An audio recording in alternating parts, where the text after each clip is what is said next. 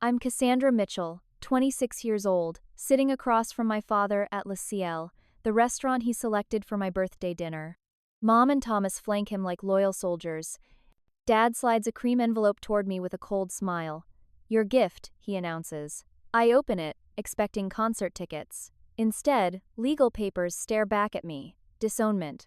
My father is legally cutting me off. You're no longer part of this family, he declares, while Mom and Thomas avoid my eyes. My phone rings, unknown number, as tears stream down my face. Before I tell you what happened next in this nightmare, let me know where you're watching from in the comments. If you've ever felt betrayed by someone you trusted, hit that like button and subscribe to hear stories of surviving family drama and finding your own path to success.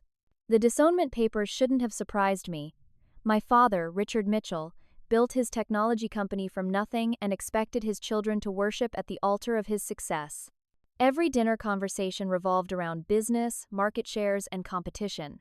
There was no room for creativity or different perspectives in the Mitchell household, only Richard's way. I grew up watching my father control every aspect of our lives. My mother, Diana, once a promising architect, abandoned her career to support his. She became increasingly passive over the years, her voice diminishing until she merely echoed his opinions. When I was younger, she would occasionally defend me in private, but those moments grew rarer as I got older and continued to disappoint my father by not fitting his mold. My brother Thomas, 4 years older, learned early that conformity meant praise. He joined our father's company straight out of business school, adopting not just Dad's business philosophy but his mannerisms, his network, even his preference in whiskey. Last month, Dad promoted him to vice president with a company-wide announcement and celebration. I attended, clapped politely, and felt the weight of my father's stare measuring my response. You could have been something in this family, he told me that night after several drinks. If only you'd listen to reason. My crime? I had left a prestigious marketing position at Brunswick Technologies owned by my father's close friend Gerald Brunswick 3 months earlier. It was the job my father had arranged for me, calling in personal favors, insisting this was my chance to finally start taking life seriously. What my father didn't know, what he refused to hear when I tried to tell him, was that Gerald's son Ryan, the company's COO, had made working there unbearable.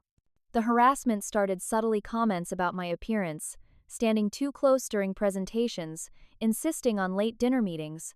When I redirected conversations to work, he became hostile, criticizing my ideas in meetings, assigning impossible deadlines, and undermining my authority with my team.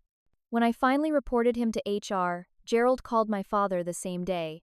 By evening, Dad was at my apartment, furious. Do you have any idea what you've done? He shouted. Gerald's family has been my friend for 30 years. Ryan was trying to help you advance, and you repay him with these ridiculous accusations? They weren't accusations, Dad. They were facts.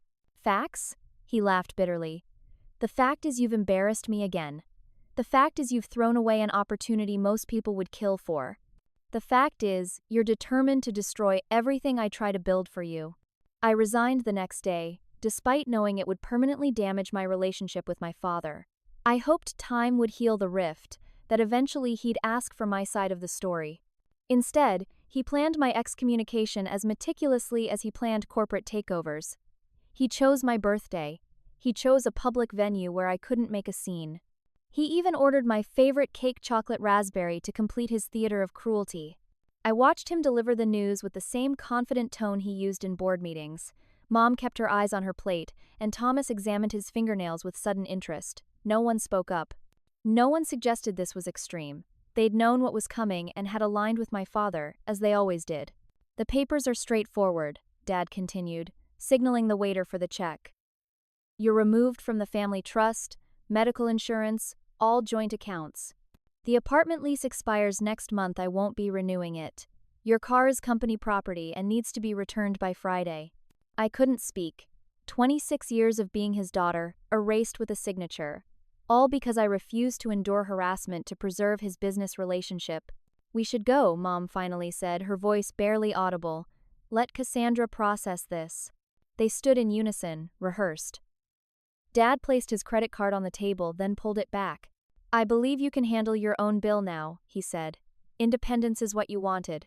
I sat frozen as they walked out, leaving me with a $347 dinner bill I could barely afford. That's when my phone rang.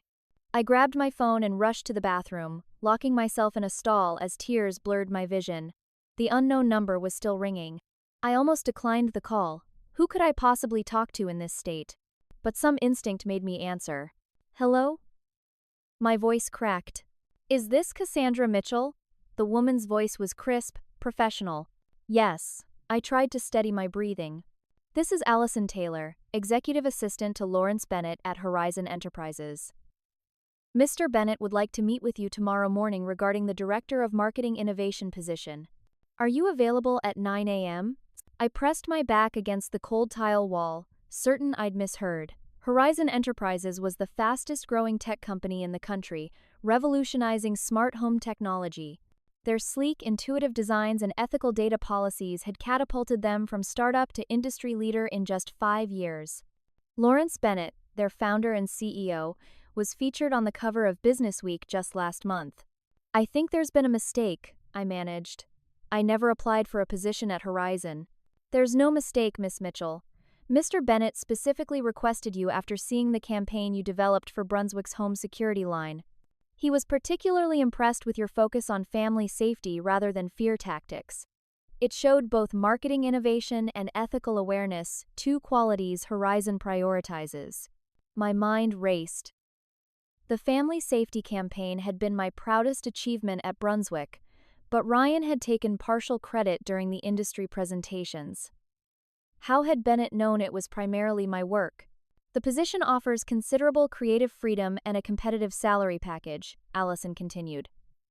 Mr. Bennett rarely recruits personally, so this is quite an opportunity. The timing seemed impossible, miraculous even. On the very day my family cut me off, one of the most successful CEOs in the country wanted to meet me? Yes, I heard myself say. I can be there at 9 a.m. Could you text me the address? After ending the call, I splashed cold water on my face and stared at my reflection. My eyes were red, mascara smudged beneath them. I looked nothing like someone about to interview for an executive position. I returned to the table and saw my family had indeed left. The waiter approached sympathetically with the bill on a small tray. I pulled out my credit card, knowing it would nearly max it out. As I waited for the receipt, my phone buzzed with a text from my mother. We thought it best to give you space. I'll call tomorrow when things are calmer. Love you. The lie stung worse than the abandonment. This wasn't about giving me space, it was about avoiding the mess of emotions that didn't fit into my father's perfect family narrative. My mother wouldn't call tomorrow. She never did anything my father wouldn't approve. I signed the receipt and walked out into the cool evening air, suddenly realizing I had nowhere to go. The apartment I'd called home for 3 years would be mine for only 1 more month. My bank account held enough for maybe 6 weeks of expenses. My career, carefully built over 5 years, had been tainted by my departure from Brunswick. But I had an interview with Lawrence Bennett tomorrow morning. Whatever his reasons for reaching out, this was my lifeline. I hailed a taxi, heading back to the apartment to prepare all night if necessary. I might have lost my family today, but I refused to lose my future too. I spent the night researching Horizon Enterprises, reviewing their product lines, marketing history, and Lawrence Bennett's business philosophy. By morning, fueled by determination and too much coffee, I felt prepared despite my personal life crumbling around me. Horizon's headquarters occupied a renovated industrial building downtown, all exposed brick, glass, and sustainable materials. The lobby featured living walls of plants and a massive sculptural installation made from recycled electronics, transformed into something beautiful and new. It felt symbolic of the transformation I desperately needed. Allison met me at reception, her efficient manner softened by a genuine smile. Mr. Bennett is looking forward to meeting you, she said, leading me through the open concept office. Unlike the sterile corporate environment at Brunswick, Horizon hummed with creative energy. Teams collaborated in glass-walled meeting rooms, while others worked in comfortable lounge areas. The dress code appeared flexible, with some employees in business attire and others in jeans and company t-shirts. Lawrence Bennett's office surprised me, modest in size, minimally decorated, with floor-to-ceiling windows overlooking the city. At 45, Bennett had the energetic presence of someone younger, but his eyes carried the wisdom of his business journey. He rose from behind his desk, extending his hand with a warm smile. Cassandra Mitchell, I'm delighted you could meet on such short notice. The pleasure is mine, Mr. Bennett. I'm honored by your interest. Lawrence, please. I've been following your work for some time. Your approach to marketing technology as a means to enhance human connection rather than replace it aligns perfectly with Horizon's mission. The interview flowed more like a conversation between colleagues than a formal assessment. Lawrence asked thoughtful questions about my marketing philosophy, listened attentively to my answers, and shared his vision for the company's future, expanding beyond home technology into sustainable community solutions. What would you do differently with our current marketing strategy? He asked, pulling up Horizon's latest campaign on a wall screen. I analyzed the materials, then provided honest feedback. Your product quality speaks for itself, but your narrative could be stronger. Right now, you're highlighting features which are impressive, but missing opportunities to showcase how these features transform daily life. Instead of being offended, Lawrence looked intrigued. Show me what you mean. I sketched a quick concept, explaining how their home automation system could be marketed through the story of a multi-generational family, each member interacting with the technology differently, but all connected through it. The grandparents using voice commands for accessibility, parents managing energy efficiency remotely, teenagers customizing their spaces all within one cohesive ecosystem. That's exactly the perspective we need, Lawrence said, appearing genuinely excited. Someone who sees beyond specifications to the human element. By the interview's end, Lawrence offered me the director position with a salary nearly double what I'd earned at Brunswick, plus equity options and comprehensive benefits. I'd like you to meet some of the team before you decide, he said, leading me to the executive floor. Julia Winters, the COO, greeted me with immediate warmth. At around 50 with silver-streaked dark hair, she exuded competence and kindness simultaneously. Lawrence rarely gets this excited about new talent, she said, so you must be something special. When can you start? Alex Reed, the CFO, was more reserved. Something about him seemed vaguely familiar, though I couldn't place why. His handshake lasted a beat too long, his assessment too calculating. Mitchell, he repeated. Any relation to Richard Mitchell of Mitchell Technologies? My father, I admitted, feeling a pang at the word I could no longer rightfully claim. A look passed between Alex and Lawrence so quick I almost missed it. Well, we judge people on their own merits here, Lawrence said smoothly. We'd like you to start Monday if possible. As we concluded the meeting, Julia pulled me aside. Do you have any questions or concerns before accepting? The enormity of my situation hit me. Actually, my housing situation is complicated. I need to find a new place quickly, and with moving costs and security deposits. Julia nodded understandingly. We maintain several company apartments for executives relocating or visiting from international offices. You're welcome to use one until you get settled. No rush. I felt tears threatening again, not from sadness this time, but from relief and gratitude. That would be incredible. Thank you. We take care of our people here, Julia said, squeezing my arm gently. Horizon isn't just a company, it's a community. Lawrence has built something special, and we protect it and each other.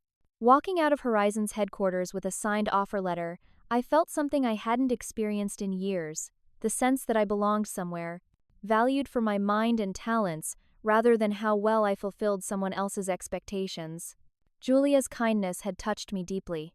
In the space of a day, I'd lost my biological family, but perhaps found the beginning of a chosen one, people who saw my worth without demanding I diminish myself to fit their mold. The universe had handed me both devastation and opportunity in the same 24 hours. Whatever came next, I was determined to embrace this fresh start. The company apartment exceeded all expectations, a modern one-bedroom on the 22nd floor with floor-to-ceiling windows overlooking the river. I moved in with the few possessions I could fit in my car, leaving most belongings in my old apartment while figuring out storage options. 3 days after settling in, someone knocked on my door. Through the peephole, I was shocked to see my brother Thomas, immaculately dressed in a business suit despite it being Sunday morning. Cassie, he said when I opened the door, using my childhood nickname. Can I come in? I stepped aside wordlessly, watching as he surveyed the apartment with poorly disguised surprise. Nice place. Didn't expect you to land on your feet so quickly. What do you want, Thomas? He sighed dramatically. I'm worried about you. We all are. This rebellion has gone far enough, don't you think? Rebellion? Is that what Dad's calling it when someone stands up to sexual harassment? Thomas winced. Look, I'm not here to debate what happened at Brunswick. Dad overreacted at the restaurant, I'll give you that, but you know how he is all pride and stubbornness. Give him time to cool down. Something in his too casual tone raised my suspicions. How did you find me? He shrugged. Administrative assistant mentioned your new job when I called your old apartment management company, Horizon Enterprises, huh? Not bad. The lie was smooth but obvious. The apartment was under Horizon's corporate housing name, not mine personally. Thomas couldn't have gotten this address through normal channels. Dad sent you to check on me, I realized aloud. He wants to know where I landed. He's concerned. He's gathering intelligence. Did he ask you to find out my salary too? My title? My access level? Thomas's expression hardened. You always did think the worst of everyone. Maybe I genuinely wanted to make sure my sister wasn't sleeping on someone's couch. When have you ever defied Dad to support me? He didn't answer, instead walking to the window, Director of Marketing Innovation. Impressive title for someone who couldn't handle the pressure at Brunswick. And there, it was the real reason for his visit. Information gathering, wrapped in a thin veneer of brotherly concern. I think you should leave. Fine, he headed toward the door, then paused. Just so you know, Dad's not taking this new job of yours well, says Lawrence Bennett has had it out for him for years. Wouldn't be surprised if you were hired just to get under his skin. The comment was designed to plant doubt, and I hated that it worked. Why had Lawrence really sought me out? Was my talent the true reason, or was I unwittingly stepping into some corporate feud? After Thomas left, I discovered my father's retaliation had already begun. My former supervisor at my first job called to warn me that Richard had contacted her asking pointed questions about my performance and reliability. A college friend in HR at another company mentioned my father had reached out to express concerns about my professional conduct. My health insurance had been canceled without notice, leaving me scrambling to secure coverage before my medications ran out. The family credit card I occasionally used for emergencies was deactivated. Even my cell phone plan, which I'd paid my portion of for years, had been terminated, forcing me to quickly establish a new account.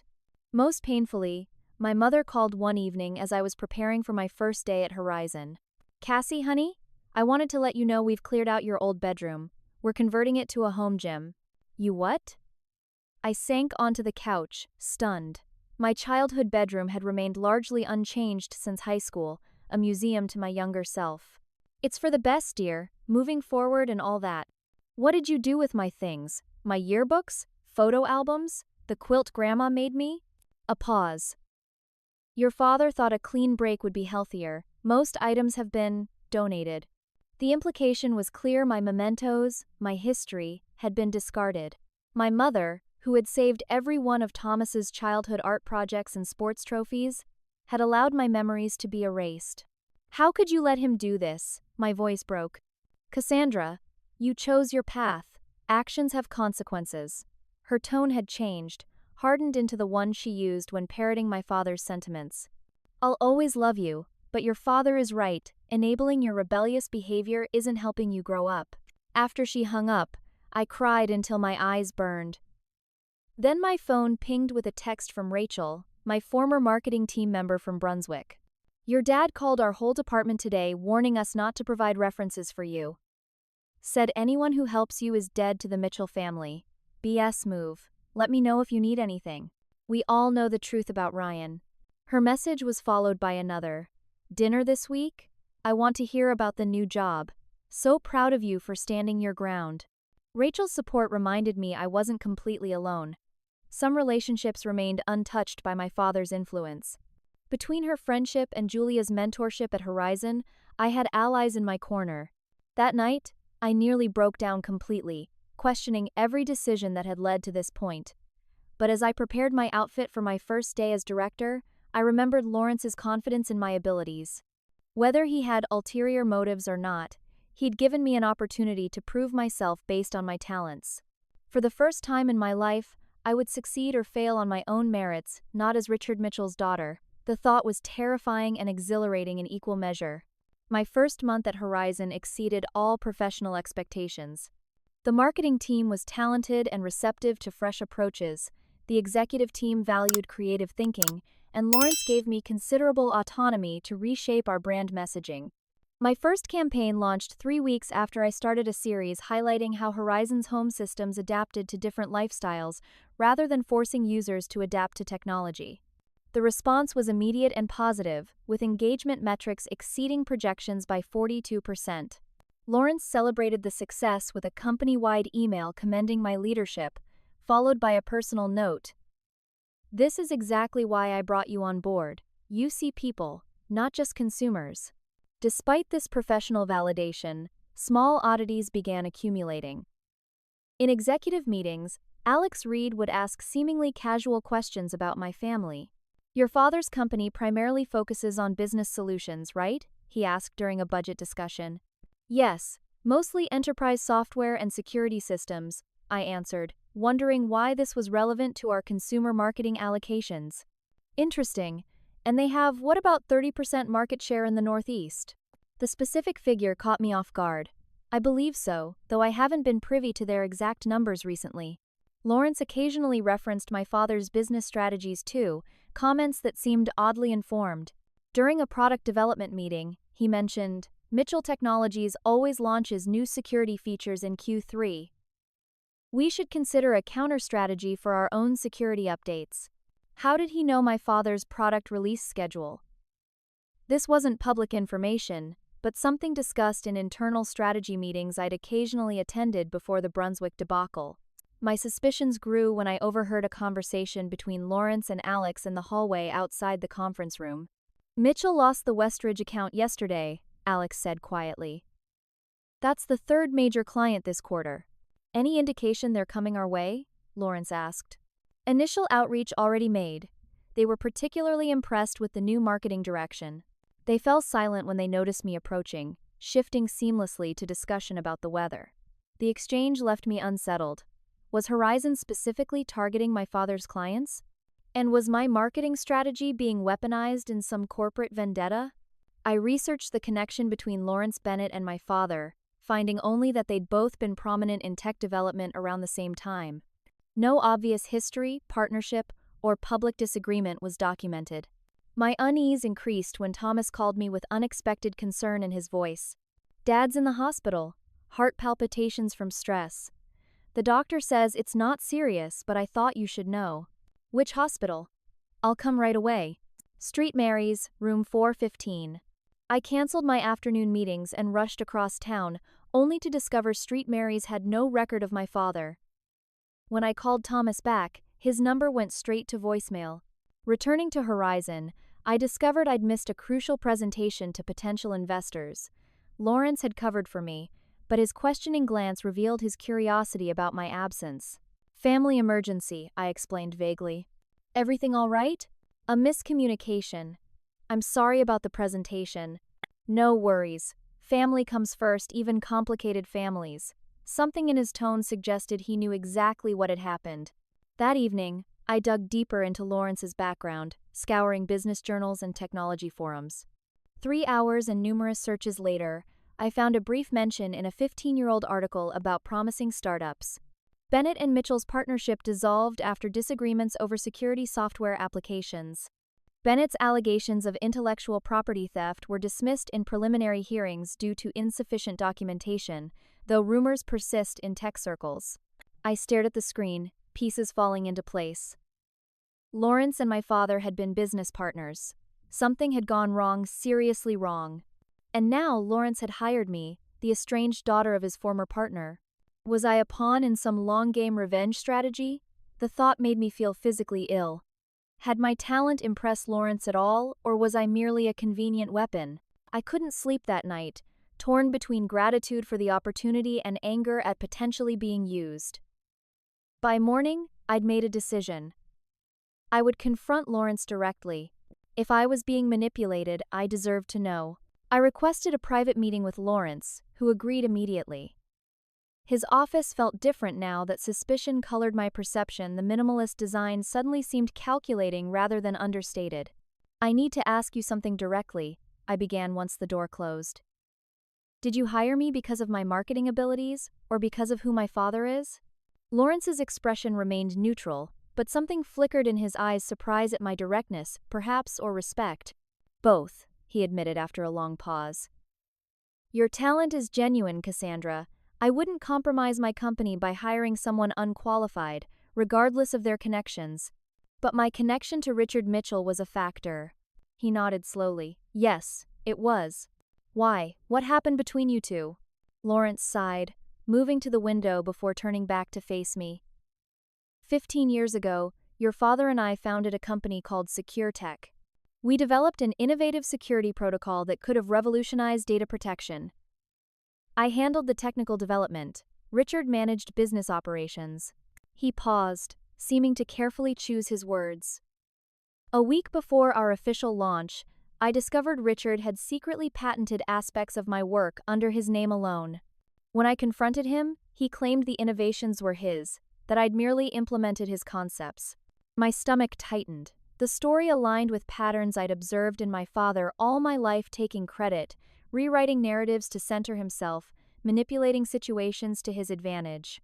I tried legal channels, Lawrence continued, but Richard had documented everything meticulously to support his version of events. He also spread rumors about my reliability and ethics to our investors. Within months, I was forced out of the company I co-founded, while Richard rebranded it as the beginning of Mitchell Technologies. And the technology? Became the cornerstone of your father's enterprise security line. It's generated hundreds of millions in revenue over the years. I felt sick. So I'm what, your revenge? Hire the daughter, turn her against him, poetic justice? Initially, I did watch your career with interest because of your connection to Richard, Lawrence admitted. But then I saw your work, genuinely saw it. Your campaigns showed empathy, innovation, and integrity. You were everything your father is not. He moved closer, his expression earnest. Yes, I took satisfaction in hiring the talented daughter Richard failed to appreciate. But Cassandra, you've exceeded every expectation. Your contributions to Horizon are real and valuable. This isn't about using you, it's about giving you the platform you deserve while perhaps allowing karma to run its course. I stood, needing physical distance. I should resign. I can't be part of some corporate revenge plot, no matter how justified you might be. Please don't make a hasty decision. Speak with Julia first. She has perspective I think you'll find valuable. I found Julia in the company garden, a rooftop space where employees could work outdoors or simply decompress. She listened without interruption as I explained Lawrence's revelation. He told you the truth, she said when I finished. That's significant. Lawrence rarely discusses that chapter of his life. Truth or manipulation? Julia's expression hardened slightly. I've known Lawrence for 12 years, Cassandra. I was his fourth employee when Horizon operated out of a converted garage.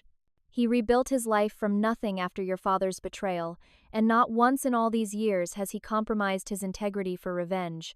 Then why hire me now, after all this time? Because opportunity and justice occasionally align. She plucked a leaf from a nearby plant, examining it.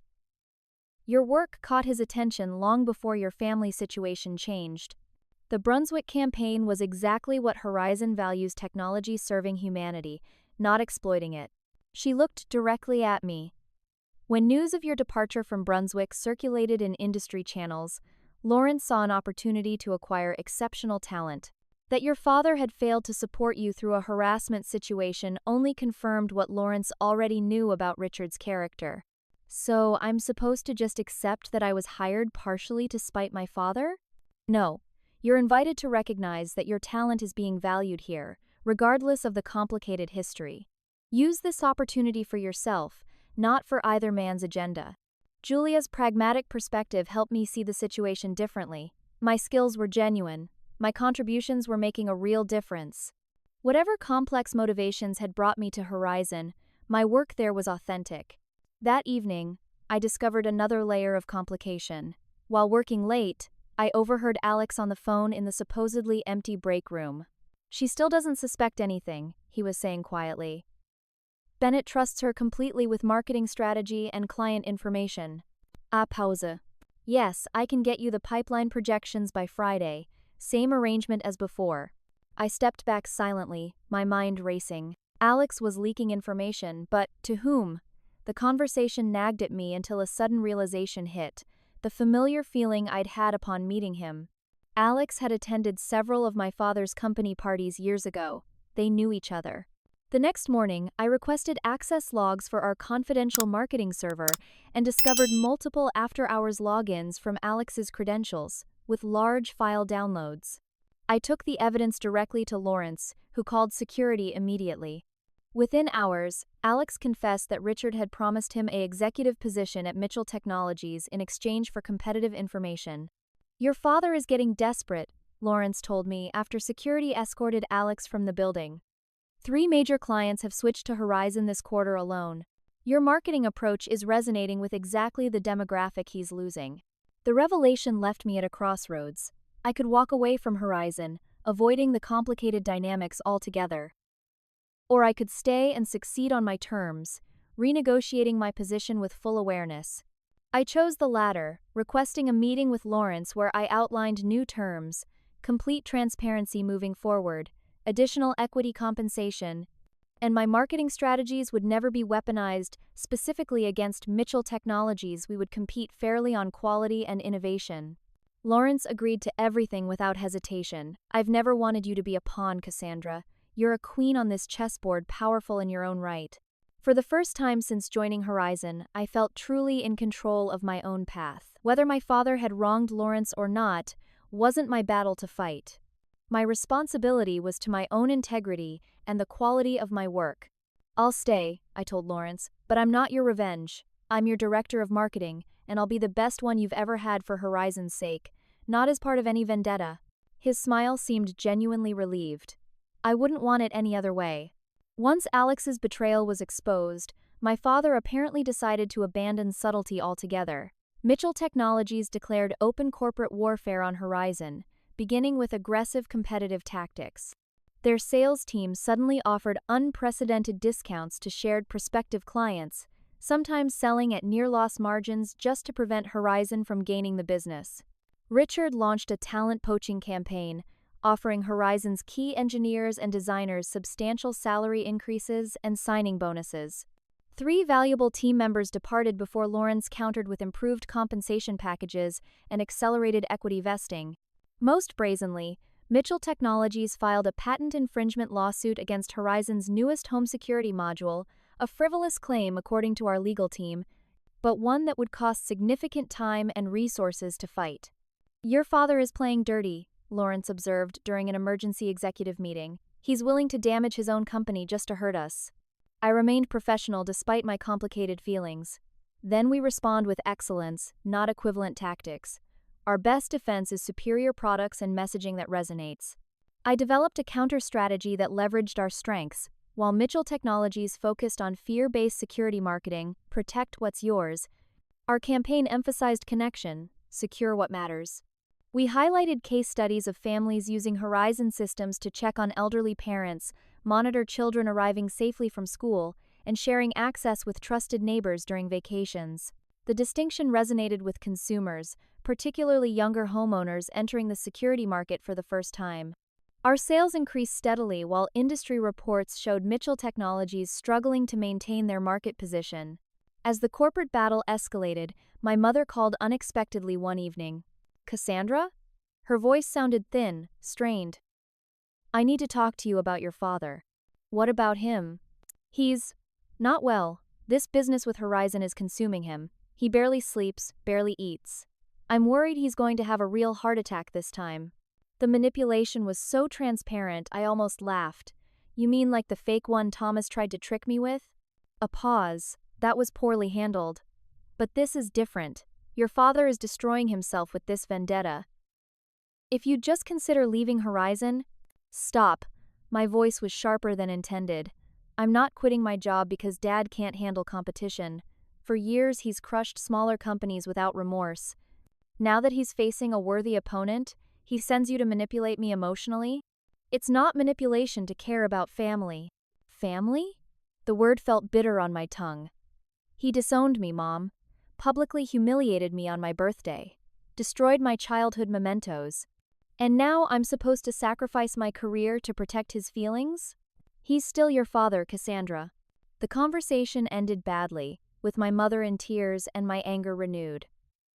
I nearly called Lawrence to resign, not to please my father, but to extract myself from this toxic situation entirely. Before I could, Julia arrived at my apartment with a folder of documents and a bottle of wine. "I thought you might need this tonight," she said, pouring 2 glasses. "Your mother called the office looking for you." "How did you know?" "Because I've known Richard Mitchell by reputation for years. Using family pressure is exactly his style." She opened the folder, spreading several papers across my coffee table. "These are text messages Alex sent your father, reporting on your emotional state your first week here. He was trying to determine your vulnerabilities." Another document showed emails between my father and Thomas, strategizing how to bring Cassandra to her senses through controlled family pressure. "Your mother's call wasn't spontaneous concern," Julia said gently. "It was the next step in their campaign. Lawrence didn't want to show you this unless absolutely necessary, but I thought you needed to see the manipulation for what it is." The evidence was devastating but clarifying. My family hadn't reached out from love but calculation. They weren't worried about my father's health, they were worried about Horizon's growing success under my marketing leadership. "Thank you for showing me," I said, genuine gratitude mingling with the pain. "You know, I left a VP position at Oracle to join Horizon when it was nothing but potential," Julia shared. "My family thought I was having a midlife crisis. But Lawrence saw my capabilities when others dismissed me as too senior or past my prime. Sometimes the family you choose recognizes your worth better than the one you were born into." Her words resonated deeply. The next day, Lawrence called me into his office with unexpected news. "I'd like to offer you equity partnership," he said, sliding a document across his desk. 5% ownership of Horizon Enterprises, with additional performance-based options. I stared at him, speechless. "You've transformed our market position in just a few months," he continued. "But more importantly, you've maintained your integrity through extraordinary personal challenges. That's the kind of leadership Horizon needs for the future." The offer was worth millions, but its true value was in the recognition. Not as Richard Mitchell's daughter, not as Lawrence's revenge instrument, but as Cassandra Mitchell, marketing innovator and valuable executive in my own right. "I accept," I said, my voice steady with newfound confidence, "and I have some ideas for our next phase of growth." 2 days later, my father sent an expensive watch to my apartment with a note. "Time to come home where you belong. VP position waiting for you. Family should stick together." I returned it untouched with my own note. "My time is already invested where it's valued. No further contact necessary." The corporate battle continued, but I no longer felt caught in the middle. I had chosen my side based not on family ties or retribution, but on merit, integrity, and genuine opportunity. For perhaps the first time in my life, I was exactly where I belonged.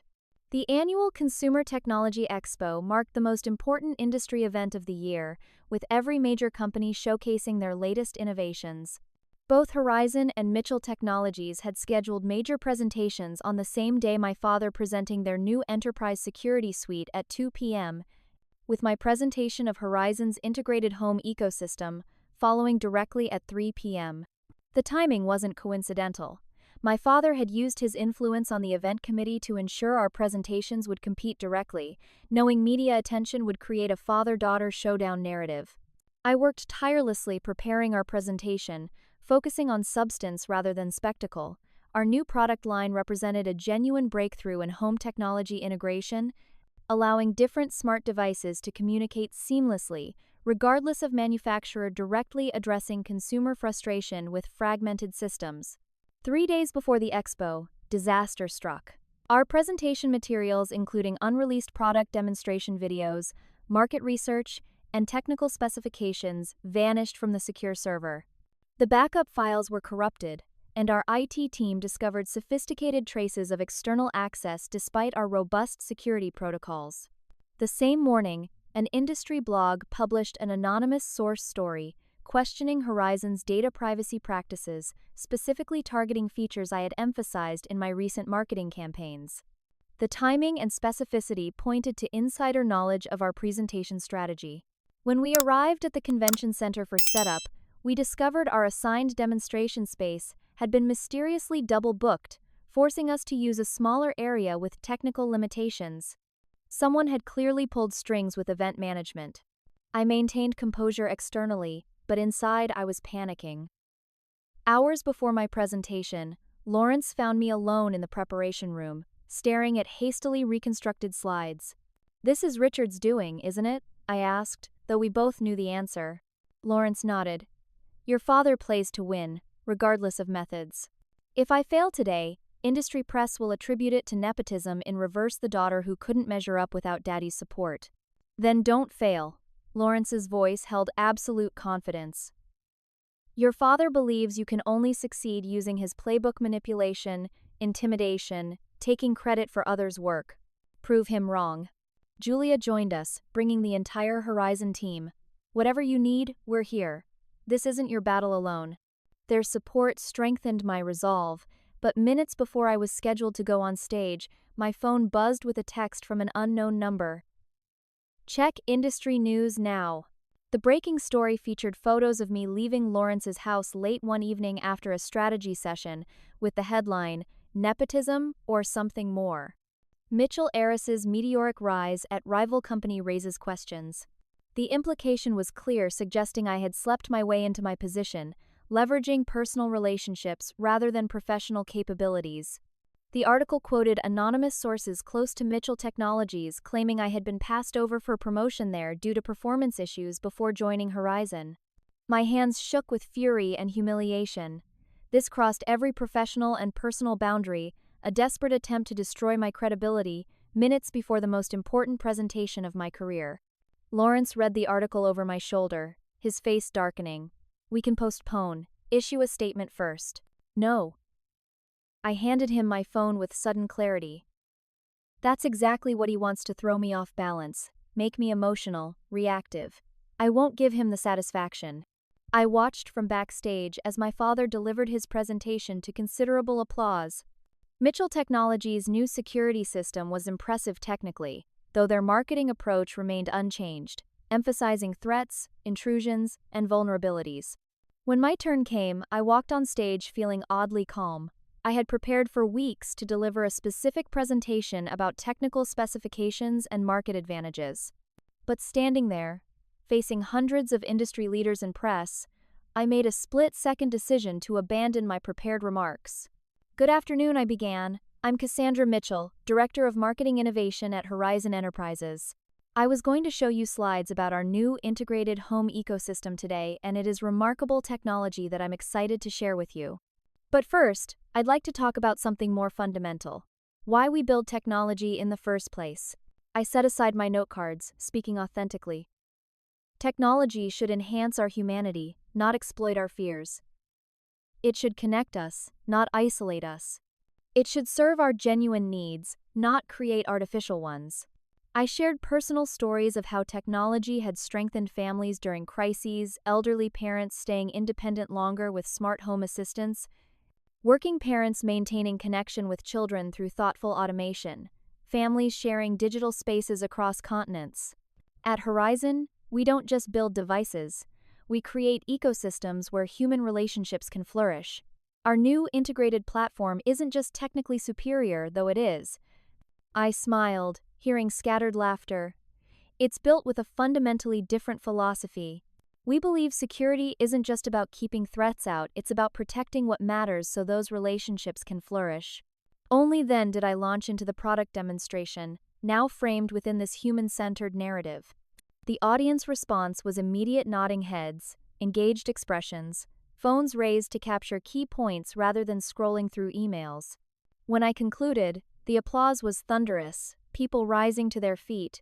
Industry reporters swarmed the stage with questions, not about the earlier tabloid article, but about Horizon's vision and technology roadmap. I glimpsed my father at the back of the hall, his expression unreadable. Thomas stood beside him, but his usual smirk was absent. Instead, he watched me with what almost looked like respect. As the crowd dispersed toward demonstration booths, Thomas approached me alone. "Nice speech," he said, hands in pockets. "Dad's furious." I didn't do it to make him furious. I know, He glanced back toward where our father had been standing. Cassie, there's something you should know. Dad's business is in trouble, serious trouble. The Mitchell Technologies stock has dropped 30% this quarter. The board is questioning his leadership. Why are you telling me this? Because he's not just fighting Horizon for market share, he's fighting for his legacy, his identity, and he's losing. Thomas looked genuinely concerned. His health actually is suffering. The doctor prescribed medication for high blood pressure and stress last month. He won't take it, says it's weakness. I felt conflicted anger at my father's tactics, warring with ingrained concern for the man who had raised me, however imperfectly. What are you asking me to do, Thomas? Throw my career away out of guilt? No. He surprised me with his directness. I'm asking if there's any way to end this war before it destroys him completely. He won't listen to me. He might listen to you. He disowned me, remember? On my birthday. He regrets that. He's too proud to admit it, but he does. I studied my brother's face, searching for manipulation. Finding none, I made a decision. I'll think about it. That's all I can promise right now. Thomas nodded, turning to leave before pausing. Your presentation really was excellent. For what it's worth, I'm sorry about everything. His unexpected apology left me pondering a question I had avoided for months. Was there any path forward that didn't require total destruction on either side? After the expo, industry analysts declared Horizon the clear winner of the technology showcase. Our stock rose 15% in 2 days, while Mitchell Technologies continued its downward trajectory. 3 major clients announced their intention to switch to Horizon's ecosystem, citing our forward-thinking approach and intuitive user experience. Despite this professional triumph, Thomas's words haunted me. Was my success worth my father's destruction? Was there no middle ground between complete surrender and total warfare? I brought the question to Lawrence during our post-expo strategy meeting. What if we considered acquiring Mitchell Technologies? Lawrence stared at me, clearly surprised. You want to buy out your father's company? I want to propose a merger that preserves the valuable elements of both companies. Mitchell's enterprise security protocols are still industry-leading. Their engineering team is excellent. What they lack is modern vision and marketing approach. Richard would never agree to relinquish control, Lawrence said skeptically. He might if the alternative is watching his life's work dismantled by the board or sold off in pieces to competitors. Julia, who had been listening silently, leaned forward. It's worth exploring. An acquisition would accelerate our enterprise division development by years. And strategically, ending the public feud would improve both brands' reputations. Lawrence considered this, tapping his pen against the conference table. You're suggesting we save the company of the man who tried to destroy us, and you repeatedly. I'm suggesting we make a sound business decision that happens to have personal benefits. I held his gaze. You gave me a chance when I had nothing, Lawrence. Maybe there's value in offering my father a path forward that preserves his dignity, even if he doesn't deserve it. After extensive discussion, Lawrence agreed to explore the possibility, but with firm conditions Richard would step down as CEO, taking only an advisory role with limited authority. I volunteered to present the proposal personally, knowing the conversation would be explosive. 2 days later, I found myself standing on the doorstep of my childhood home for the first time since my birthday dinner disaster. My mother answered, her shock evident. Cassandra, what are you? I need to speak with Dad, I said firmly. It's important. She led me to his home office, where I found both my father and Thomas reviewing financial reports. Richard looked older than I remembered, with new lines etched around his eyes and mouth. He stood abruptly when he saw me. What are you doing here? His voice held its usual authority, but I detected uncertainty beneath. I have a business proposal from Horizon Enterprises. I placed the folder on his desk, a merger that would benefit both companies. Richard laughed bitterly. Bennett sends my own daughter to deliver his takeover terms? That's low, even for him. This was my idea, I said calmly, and these aren't hostile takeover terms. It's a genuine merger proposal that recognizes the strengths of both companies. Thomas picked up the folder, scanning its contents. This is, actually fair, better than fair. Richard snatched it from him. As he read, his face cycled through emotions, anger, disbelief, and finally, calculation. This would make me nothing but a figurehead, an advisor to the company I built from nothing. It would preserve your legacy while allowing both companies to thrive, I countered. Mitchell's technology integrated with Horizon's vision and marketing approach could dominate the industry. While Bennett takes control of everything I've built. I took a deep breath. Dad, the board meeting is scheduled for Tuesday. 3 major clients have already announced their departure. Your stock has fallen 40% in 3 months. You're facing a no-confidence vote. His face paled slightly, confirming that my information was accurate. This offer expires in 48 hours, I continued. After that, Horizon will move forward with our expansion plans, which don't include Mitchell Technologies. Make the smart choice for your employees, your legacy, and yourself. I turned to leave, but my mother blocked the doorway. This is what you want? She asked, her voice stronger than I'd heard in years. To humiliate your father? To force him to surrender everything he's built? Diana, my father warned. No, Richard, I've stayed silent too long. She faced him with unexpected determination. Your pride has already cost us our daughter. Now it will cost us everything else too? Thomas joined her. Dad, she's right. The merger makes financial sense. We've reviewed every other option. Richard looked between them, seemingly shocked by this unified opposition. You're all against me now? We're for the family, my mother said quietly. All of it, including Cassandra. Your vendetta has gone too far. My father's shoulders sagged slightly, the first crack in his perfect posture I'd ever witnessed. He looked at me, really looked at me, perhaps for the first time in years. Why would you propose this? He asked, genuine confusion in his voice. After everything I did, the disownment, the sabotage attempts, that tabloid article? Because destroying you won't heal what's broken between us, I said honestly. And because I've learned that real strength isn't about domination, it's about finding solutions where everyone can move forward. We spent the next 3 hours negotiating terms, my father gradually accepting the inevitable while securing certain protections for his legacy technologies and longtime employees.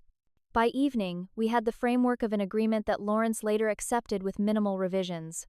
The merger announcement shocked the technology industry, with financial analysts praising the strategic combination of Mitchell's security protocols with Horizon's consumer focus. Both stocks rose immediately, and the business press reframed the previous father-daughter rivalry into a next-generation leadership transition narrative. 1 year later, I stood at the podium during Horizon Mitchell's first integrated product launch. My father sat in the front row, thinner, less domineering, but healthier in many ways. His advisory role had proven valuable, his institutional knowledge helping smooth the complex integration process. Thomas had found his own place in the new organization, leading the enterprise security division with growing confidence. No longer pressured to be our father's clone, he was developing his own leadership style that blended Richard's strategic thinking with more collaborative approaches. Most surprisingly, my mother had rediscovered her own voice. After decades surrendering her identity to support my father's ambitions, she had returned to architecture, designing the sustainable renovation of Horizon Mitchell's new headquarters. As for me, Lawrence had promoted me to Chief Strategy Officer, overseeing both marketing and product integration. The partnership agreement he had given me the day of the merger included a path to eventual CEO succession, a vote of confidence that still humbled me. After the product launch, my father approached me, holding a manila envelope similar to the one he'd given me on that fateful birthday. I have something for you, he said, his voice lacking its former imperious tone. I opened it cautiously, finding the original Disownment papers torn in half along with a new document, the partnership agreement for the merged company, with my name listed as future CEO. I was wrong, he said simply. About you, about Bennett, about a lot of things. It wasn't a flowery apology, but from Richard Mitchell, it was monumental. We all were, in different ways, I acknowledged. That evening, we held a small family dinner not at an impersonal restaurant, but at my new home. The conversation was sometimes awkward, occasionally tense, but fundamentally different from our interactions before. We were learning to see each other as adults, as colleagues, as imperfect humans working toward something better. The journey from disownment to reconciliation had been painful and complicated. I had lost my family, found my strength, and ultimately created something new from the broken pieces. Not a perfect restoration of what was lost, but something perhaps more valuable: relationships based on mutual respect rather than obligation or fear. As I watched my mother laugh at something Julia said, my father discussing technology trends with Lawrence without hostility, and Thomas relaxed in a way I'd never seen him before, I recognized the truth. Sometimes losing everything is the first step toward building something authentic and lasting. Have you ever experienced a situation where rejection or betrayal ultimately led to personal growth? I'd love to hear your stories in the comments. Remember to like this video if you found value in my journey, subscribe for more stories about navigating family drama and corporate challenges, and share with anyone who might be struggling with family relationships or workplace dynamics. Your support means the world, and I believe sharing our experiences helps us all heal and grow. Thank you for listening to my story. And remember, sometimes the path forward isn't about winning or losing, but finding a new way to define success on your own terms.